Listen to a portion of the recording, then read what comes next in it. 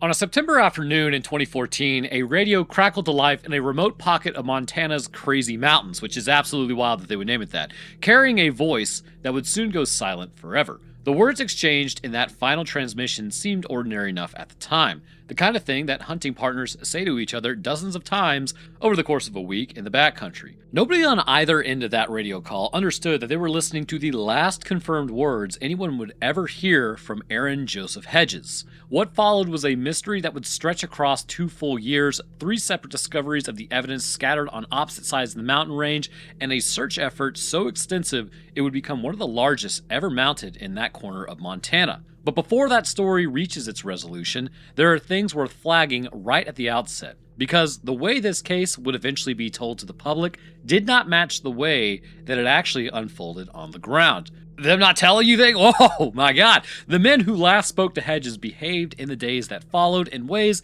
that many investigators and later online researchers found difficult to understand, to say the least.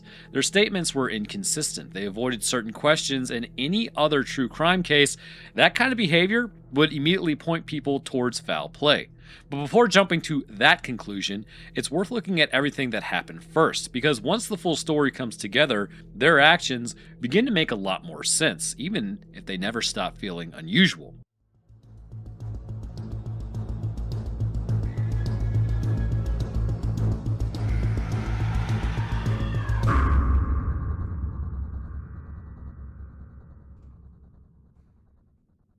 To see how a capable, experienced outdoorsman could vanish so completely, it helps to look at the terrain he walked into. The Crazy Mountains rise abruptly from the flat expanse of south central Montana, climbing more than 7,000 feet above the surrounding plains in what geologists describe as an isolated island range, completely disconnected from any neighboring mountain system. The range stretches roughly 40 miles from end to end, sitting between the Musselshell and Yellowstone rivers, and its territory is split between the Gallatin and Luce and Clark National Forests, a division of jurisdiction that would later complicate search efforts in ways that nobody could anticipate. Long before European settlers arrived, the Absaluki people, more commonly known as the Crow, held this range as sacred ground. They called it Owaxawapia, I believe that's how you pronounce it, a name that has been translated as the Ominous Mountains, which is always good. We got another Shasta Mountain situation here, and they used its highest, most remote elevations for vision quests and other deeply spiritual practices. When settlers eventually moved through the region, they misunderstood or simply disregarded this cultural significance, and through a combination of mistranslation and casual disregard, the range came to be known instead as the Crazy Mountains, a name that has stuck ever since. The highest point in the range, Crazy Peak, because, I don't know, Insane Peak may have been better, reaches an elevation of 11,214 feet, and the terrain surrounding it is unforgiving in almost every single direction.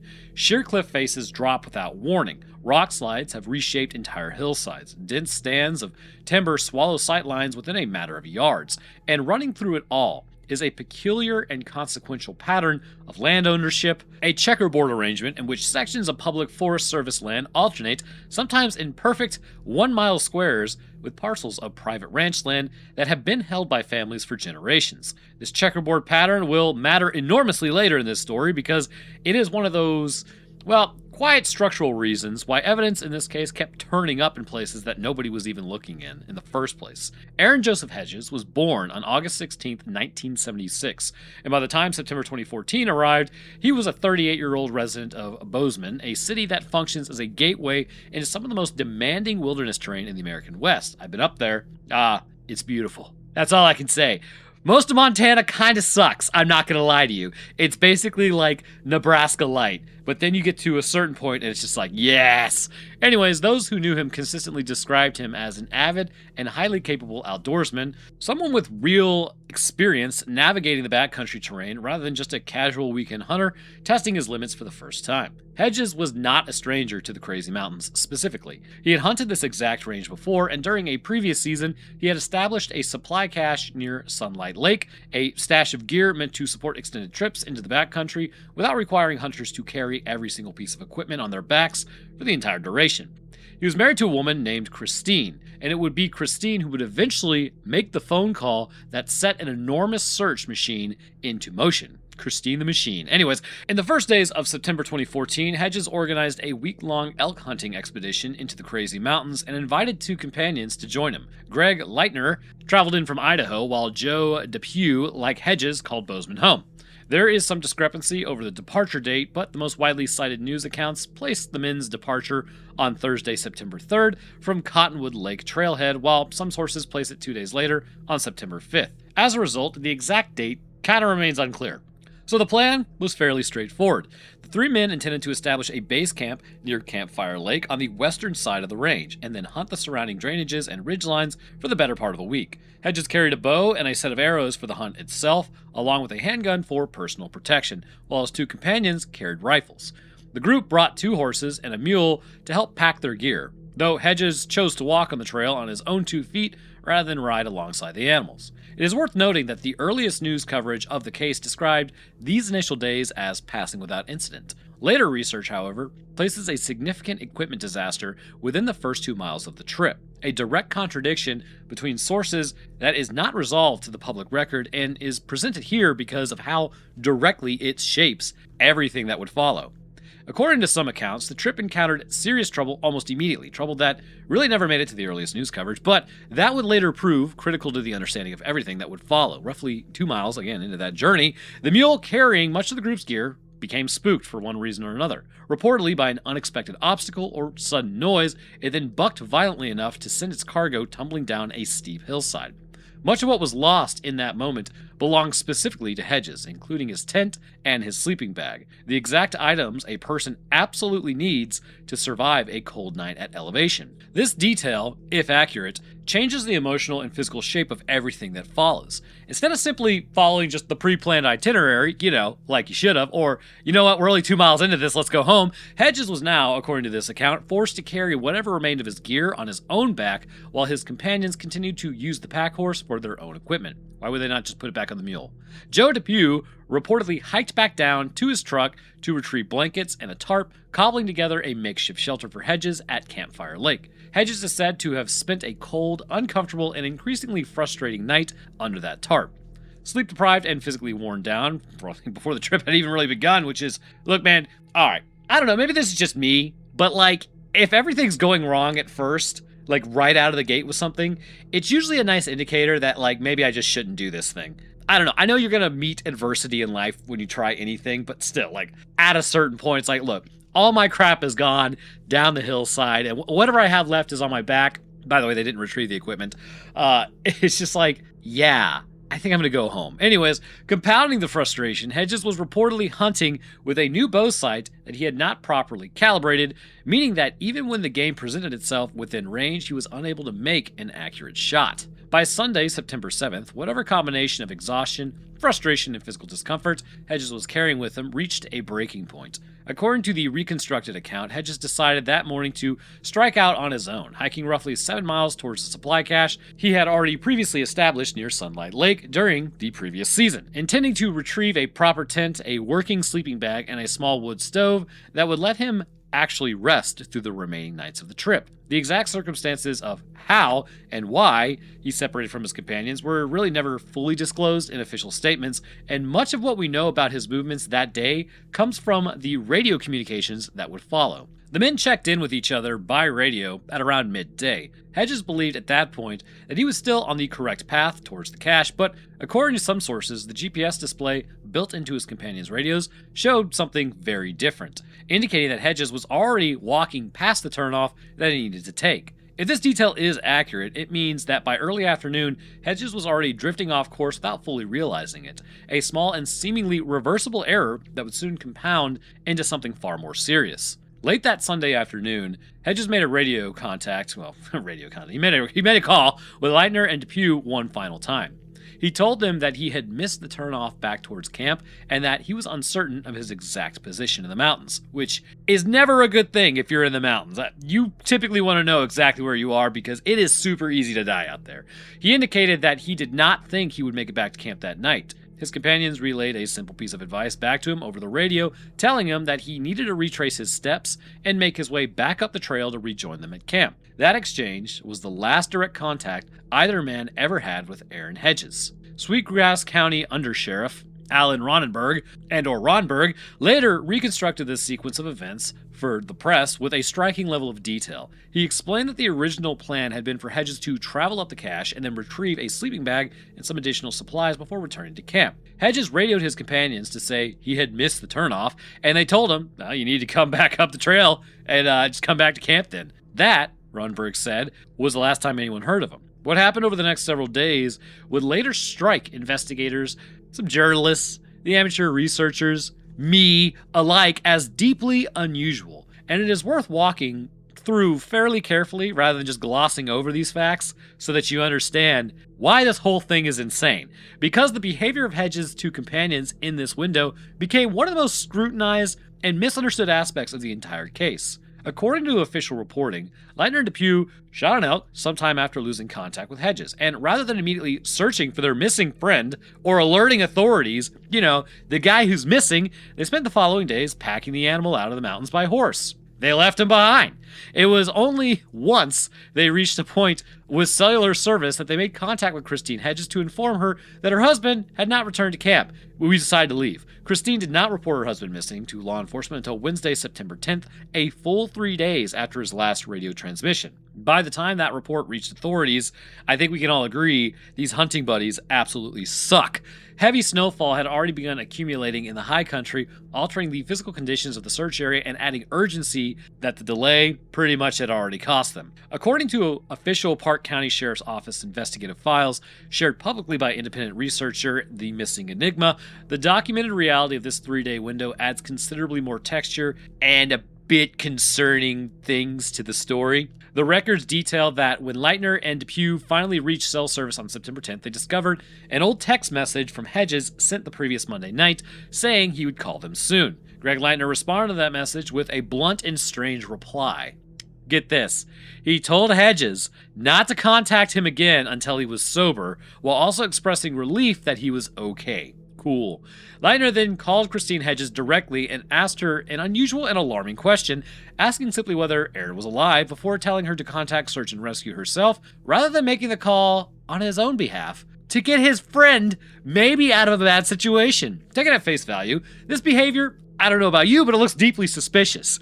It has the shape of men trying to distance themselves from something, of evasive answers and of unwillingness to take any direct action. The exact pattern that tends to surface in true crime cases where foul play is eventually uncovered. According to the official sheriff's case narratives uncovered by The Missing Enigma, investigators physically located the elk carcass that Leitner and Depew had killed during those 3 days and then verified it had been taken onto private land that they didn't even have a permit to hunt on. Some accounts highlight that is a poaching violation, and it provides the missing link. The friends' vague timelines, their reluctance to cooperate fully and immediately with authorities, and their strange, guarded communications were not an attempt to cover up a disappearance or a death. They were a panicked attempt, apparently, to cover up a serious hunting violation. Two men were trying to protect themselves from legal consequences completely unrelated to the tragedy unfolding around them. Okay, you accidentally shoot a deer, or an elk, on somebody's land, take the fine. What about your buddy that's trapped out there in the snow, probably freezing to death? This is a case of just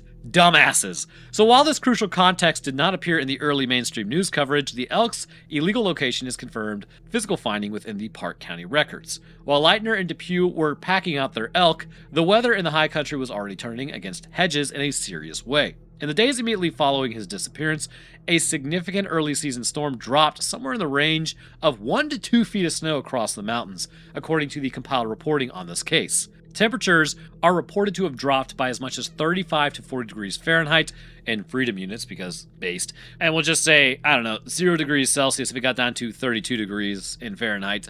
So, the three people out there using metric. But anyways, it would then plunge the temperatures down to the teens and even below zero in the exposed high elevation terrain. Low cloud cover and heavy continuous snowfall made aerial searching nearly impossible during the critical days, grounding helicopters that might otherwise have covered enormous swaths of terrain in a fraction of the time that it took ground teams to move through the exact same distance. For a man already exhausted from a sleepless night under a makeshift tarp, already carrying reduced gear after losing his tent and a sleeping bag to a spooked mule, and now disoriented after missing a critical trail junction, this storm represented close to the worst possible turn of events for him.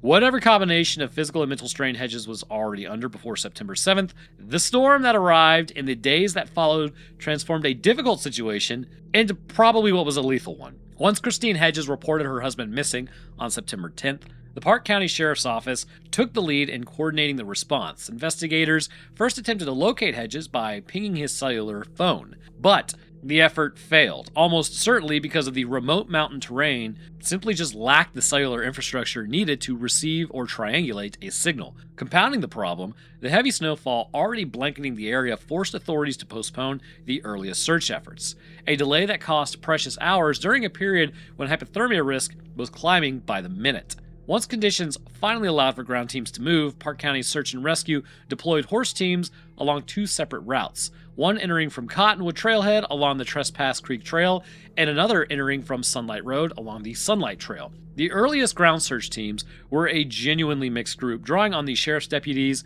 a warden from Fish and Wildlife and Parks, apparently, and an inspector from the Department of Livestock, as well as dedicated search and rescue volunteers, all working alongside additional deputies from both Park and Sweetgrass counties, Forest Service officers, and rural firefighters who staged themselves at trailheads to watch for Hedges and question other hikers and hunters passing through that area. Over the following days, the search grew into one of the largest operations of its kind in the region's modern history. By the time the formal 12-day search phase concluded on September 22, 2014, authorities had brought an extraordinary range of resources to bear on the effort. Military and civilian helicopters equipped with infrared cameras, night vision technology, and powerful spotlights scanned the range from above whenever the weather would actually allow.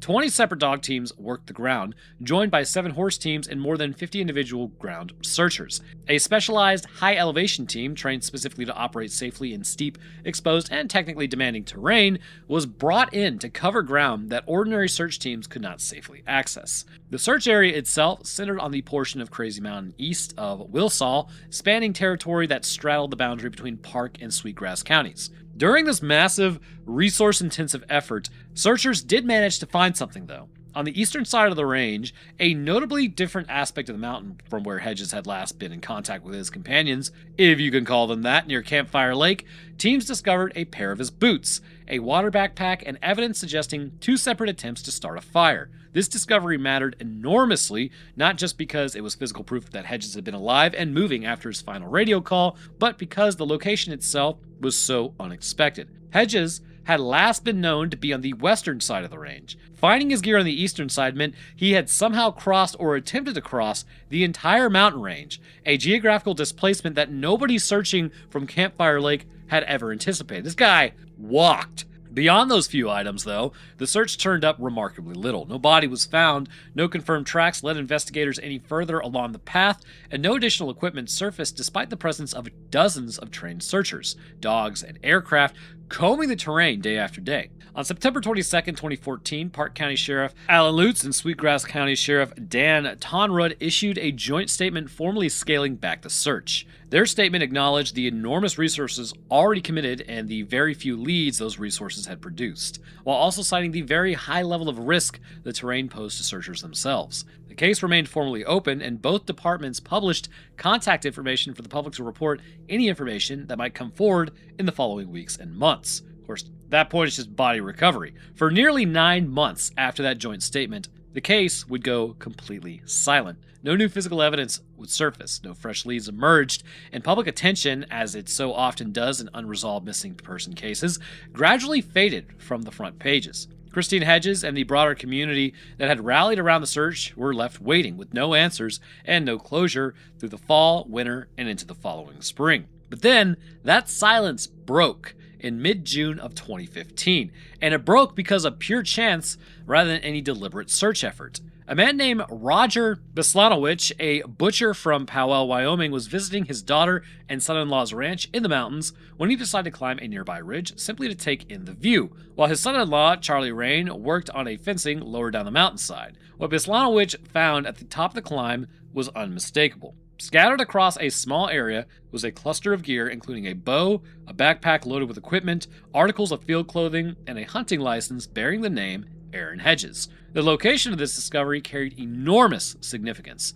The items were found roughly 2 or 3 miles from the Rain family home, in an area located some 30 or 40 miles north of Big Timber. Some accounts additionally placed this discovery roughly 4 miles from where Hedges' boots had been recovered during the original 2014 search, a separate distance measurement from a different reference point than the Rain family home figure, and one that further underscores how far Hedges had traveled between these 2 points. Once again, this placed the evidence on the eastern side of Crazy Mountains, on private land, well outside both the permitted hunting boundaries of Hedges' original party, which they had been operating within, and outside the area where the 2014 search had concentrated its resources on the western Livingston-facing side of the range. Investigators also noted that the items themselves were clustered within roughly a quarter mile of one another, a pattern suggesting that Hedges had stopped and remained in that specific location for some period of time, rather than just simply passing through in a hurry. According to some accounts, the discovered backpack contained additional details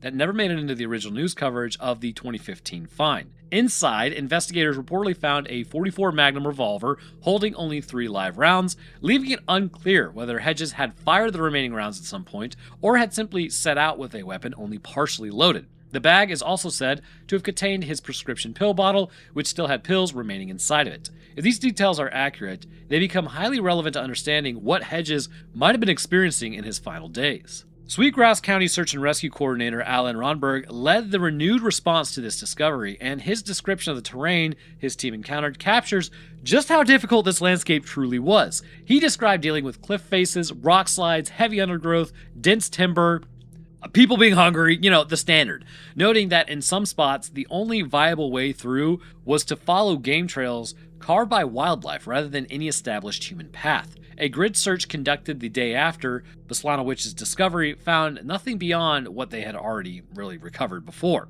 Ronberg was careful not to speculate definitively about what had happened to Hedges, though he did acknowledge that Crazy Mountain supported a significant population of both black bears and mountain lions. Mountain lions being a problem, just from my perspective. I mean, black bears are like giant raccoons. Sometimes you could just scare them off, but mountain lions are a little grumpier.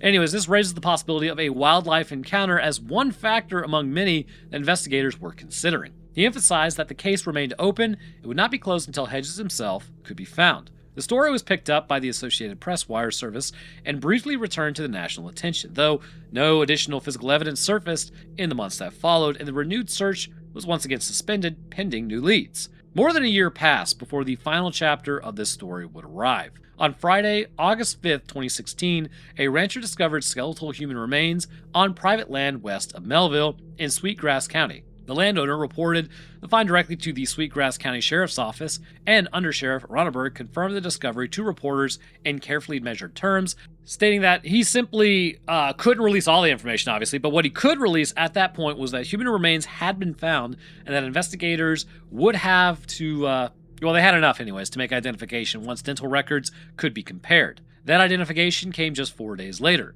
On Tuesday, August 9th, 2016, dental record comparisons confirmed that the remains belonged to Aaron Joseph Hedges. Officials listed the official cause of death as under investigation, though Ronberg indicated that early findings pointed towards hypothermia and exposure as the most likely explanation.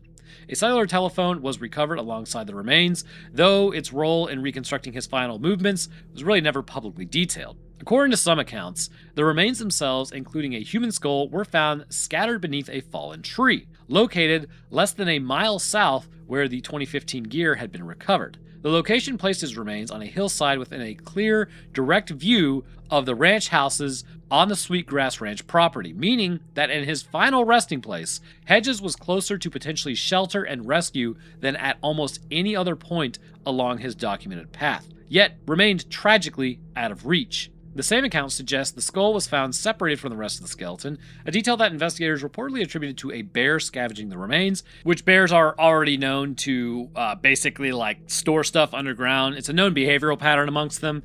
They basically return to repeatedly feed on a carcass over time, and they'll actually hide some of it. So laying the physical evidence out in sequence produces a genuinely strange geographic pattern, to say the least. Hedges' remains were found approximately 15 miles from the location where he had last been in radio contact with his companions near Campfire Lake. His remains were also located roughly 6 miles from where his boots had been discovered during the original 2014 search, and his final resting place sat approximately half a mile from where his bow and backpack had been recovered back in June of 2015, just barely outside the boundary of the grid search Ronberg's team had conducted at that time. One detail in particular, though, puzzled investigators enough that they addressed it directly with the press. Given how sharp and unforgiving the rock was in the area where his boots had originally been found, officials speculated that Hedges must have somehow acquired a different pair of footwear, possibly retrieved from his supply cache, in order to continue traveling any meaningful distance afterward. There is, however, an alternative and far more mundane explanation for the boots being found separately from him in the first place, one that has nothing to do with hypothermia or disorientation at all. Bow hunters routinely remove their heavy hunting boots in favor of soft moccasins or extra layers of socks, specifically to move silently while stalking game.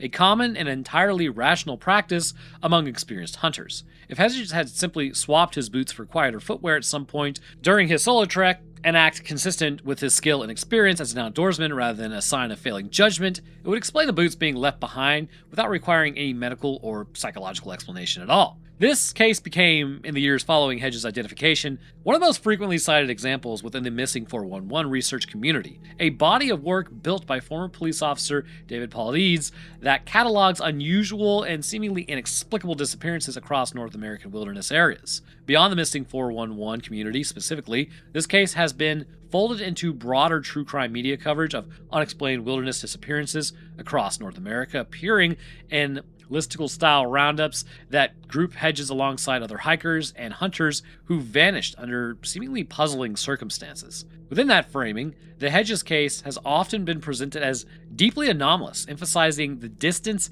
he apparently traveled, the strange separation of his gear across multiple locations, and the eerie 2-year gap before his remains were finally located. That framing, however, has drawn significant pushback from other researchers and online communities who have examined the same public record.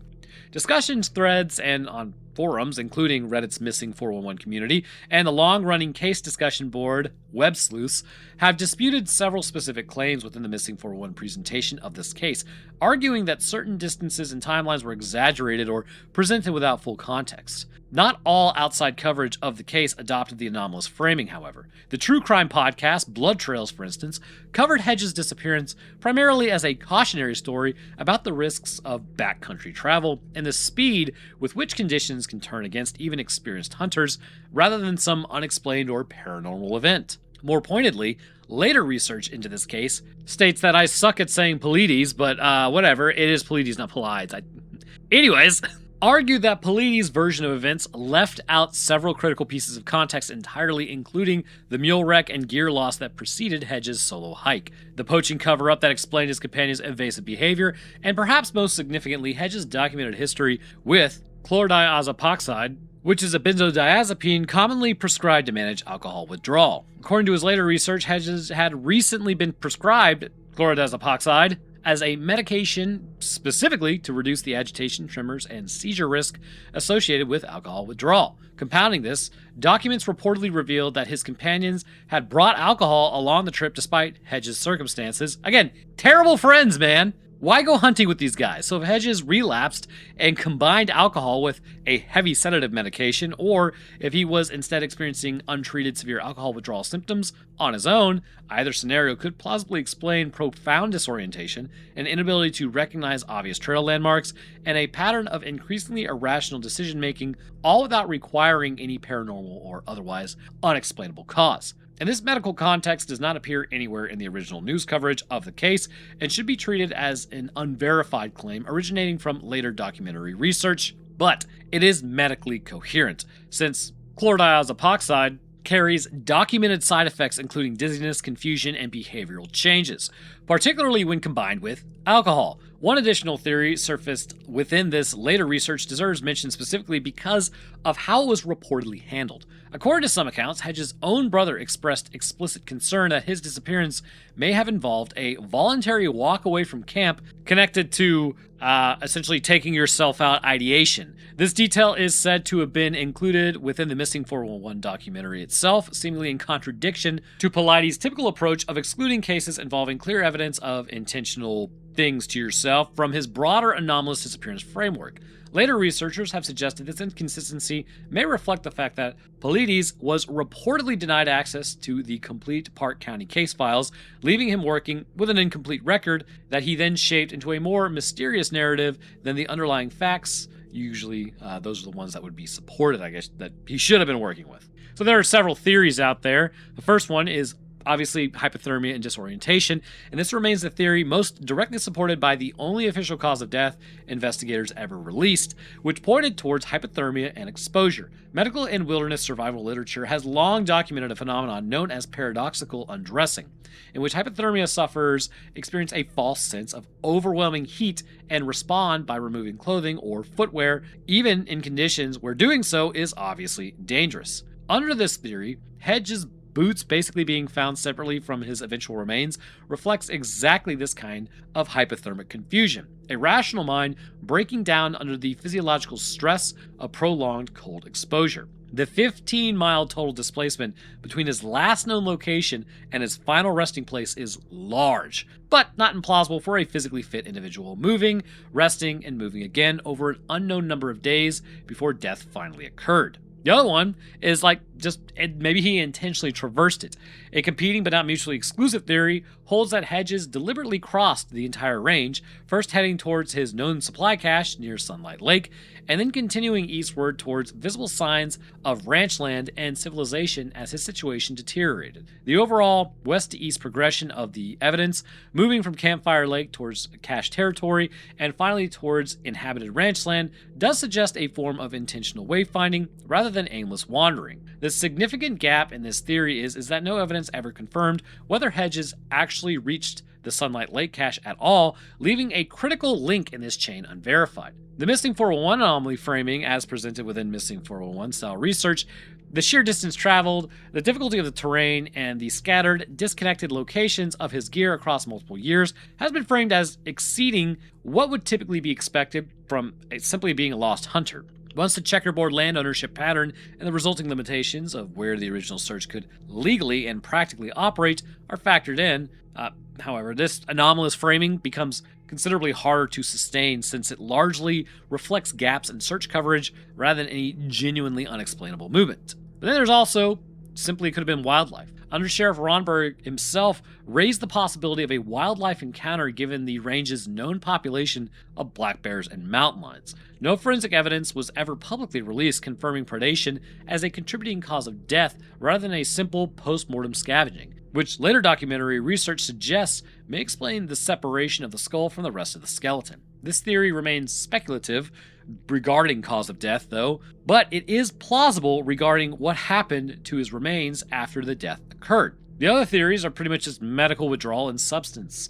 Drawing on later research, this theory holds that a combination of chlordiazepoxide being used, potential alcohol relapse, or untreated alcohol withdrawal produced profound disorientation and impaired decision-making that compounded the physical stress of exhaustion, lost gear, and severe cold. This theory does not compete with the hypothermia findings so much as it's really just going to offer a possible explanation for why Hedges made the difficult decisions he did, including potentially missing an obvious trail turnoff despite his considerable backcountry experience. Another one is just the voluntary departure theory. This is raised by a family member and reportedly included somewhat inconsistently within the Missing 411's own documentary treatment of the case, and this theory suggests that Hedges may have intentionally just walked away from his companions with no plan to return.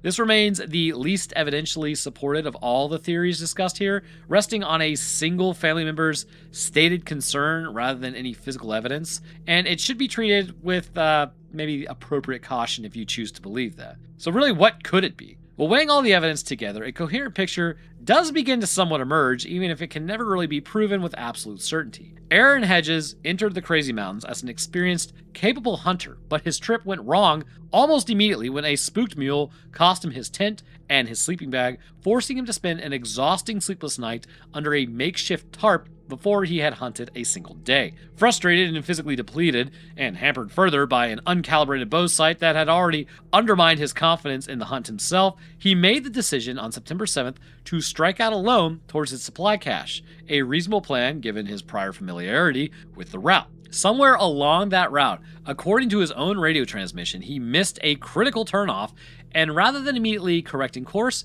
he continued forward under conditions that were already working against him. Whether disorientation stemmed purely from exhaustion and unfamiliar terrain, or was compounded by the medical and substance factors raised in later research, the practical result was the same. He continued moving, likely toward the cache and then beyond it, as a significant snowstorm then sailed over the range in the days that followed, stripping away visibility, burying the trails he might have used to correct his position, and accelerating the physical toll the cold and exhaustion were already taking on his body. The boots found in 2014, rather than representing a moment of hypothermic breakdown, may simply reflect an experienced hunter making a practical, silent stalking decision to switch to softer footwear, a choice that later took on a far more sinister connotation than it likely deserved. The gear found scattered across a quarter-mile radius in 2015 suggests he paused in that location for some period, perhaps resting, perhaps attempting to reorient himself before continuing onward.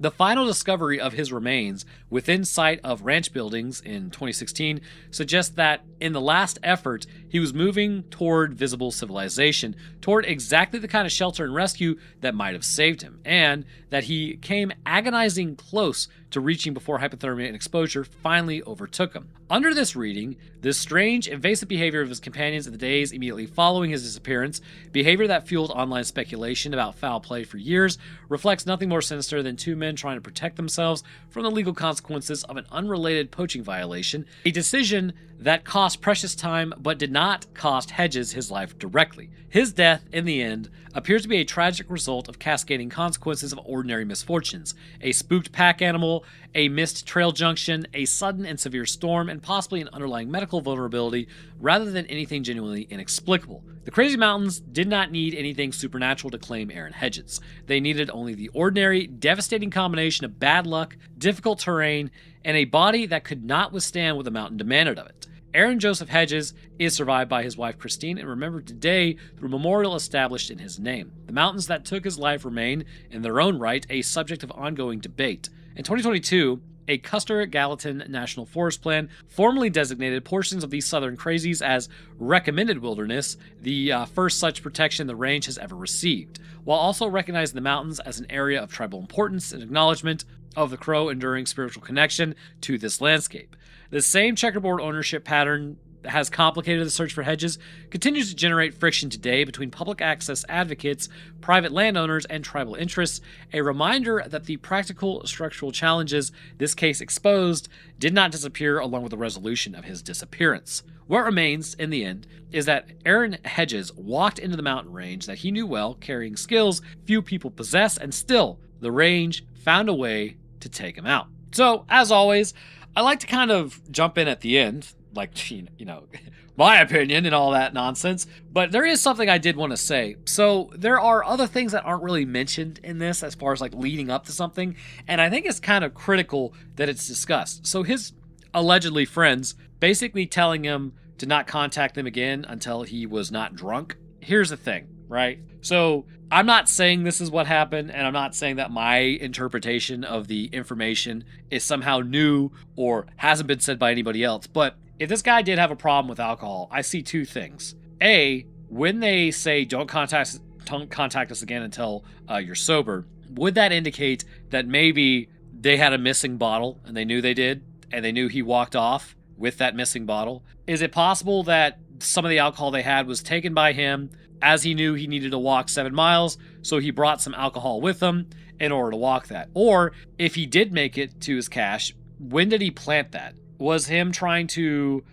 alcohol withdrawal means you're trying to go clean, and he was trying to get help. 6 months prior, it may have been a completely different story, right? And when he put that cache there initially, did it actually have alcohol there for him? And if he was already drinking, he may have just been thinking to himself, well, I'm already drinking now, I might as well just keep drinking, and then that led to him getting lost. Because the other side of that is alcohol back in the day was always considered to be like, oh, it'll warm you up. All it really does is bring your core body temperature to the surface. And if it brings it to the surface, you actually lose that even faster. And it can also make you feel warmer when you're freezing to death, just like hypothermia does. So if those things, which, I mean, I don't know if those are 100% true or not, but if those things are real, because they are obviously possibilities, especially if the friends brought alcohol, from the friend's perspective, they brought alcohol around their other friend who they knew had a problem for one reason or another. And then maybe separating themselves from also the consequences of that, they basically told him, don't call us again until you're sober. You never know about what the interactions of people are, I guess the best way to put it. I've had friends get into substances, and I have kind of confronted them about it and being like, hey, you know, this is something you need to stop. I don't want to be around watching you devolve further and further into this stuff. And then me being like, yeah, I'm the one who's sitting here watching it, not saying anything or doing anything about it either. Ultimately, it is their choice. You can't save people from situations like that, but you can enforce consequences of like, I'm going to remove myself from this situation, and then that's going to force possibly a choice to be made. So possibly that's maybe what his friends were doing. I have no idea if that was their thought process on that or what really the deal was, but it could track with what they were doing. So after either drinking this alcohol on the way over to the cache or even finding more alcohol, he then continues his hunt, and he's now hammered and he has more alcohol, and then snowstorm hits. Well, at this point, it's like, oh crap, I need to actually get out of here or start a fire, but being impaired, not great. So he starts his walk, which if you've been drinking, you can cover distances you never even dreamed you would cover because you're inebriated. And then basically you just get to a point where exposure is so bad that you can see where you need to go, but it's sort of like you're like, the thing to understand about hypothermia is you get really, really tired. And the thing about drinking is you get really, really tired. So it's like, oh, well, I'm going to sit, since I can see, like I won't stop until I see civilization, right? A lot of people don't know, if you're tired and you're cold, laying down for a nap, that's it. You're done. You don't wake back up. And that's what may have happened here. He saw civilization, saw lights, saw something, and was like, okay, I'm going to lay down for a nap, and when I wake up, I'm going to walk the next half mile. Lays down, goes to sleep, freezes to death, and then animals find him later. To me, that seems like the most likely reality of this. I don't think it was paranormal. I don't think it was any. I think it was just maybe a guy who was struggling with substances that then was exposed to those substances by people who were allegedly his friends. But, you know, if I got a guy who is an alcoholic in my friend group, I'm probably not going to drink around them or bring that crap around them because they're struggling with it, right? Kind of crappy on their part to do that. And then to kind of just treat it like a situation where it wasn't dangerous. I mean, you know, that's probably something that haunts them, but that's just based on the information and what it looks like. That's why I don't think there's really foul play or some crazy thing that happened. It was just simply maybe, and the problem is with toxicology at that point, even if you do autopsy, I mean, it's bones. What are you looking for, you know? Had they found him sooner, or maybe he wasn't scavenged, or maybe it was still frozen, maybe they could have found evidence of alcohol, but it's just, unfortunately, something that's never going to really be solved because of just the situation surrounding it. So I think that's going to do it for me. I do hope you enjoyed learning about this, and if you did, please leave a like. This helps get the video out there. Subscribing also helps. I mentioned this on my main channel, but AI was used, or not used, but YouTube switched over to an AI algorithm back in May. The only thing that helps these videos now is comments, liking, subscribing much more, because that's the metric that it pretty much uses. So apart from that, I'll drop my Twitter, Discord, Patreon, Roanoke gaming links, and I think I said Instagram. I have no idea. But I'll drop all that in the description. But speaking of patrons, I'd like to thank mine real quick. At the literal Wendigo tier, we have Gradius, Monkey Man, Scrungle, Invictus Echo, Teacher, and Drake Von, or not Drake Von Lord, this time just Drake Lord. Thank you guys for your awesome support. At the Eyewitness the Event tier, we have Dragon Master Knight, Hope Blighton, and Need Extra Lives, good lord. At the first 10 accounts tier, we have Sidity, and at the second accounts tier, we have Troy and Pouches. And the rest of my patrons, I really do appreciate y'all's support as well, because it's a long way towards helping out. So thank you. All right, that's going to do it for me. I hope everyone enjoyed, and we'll see y'all in the next one.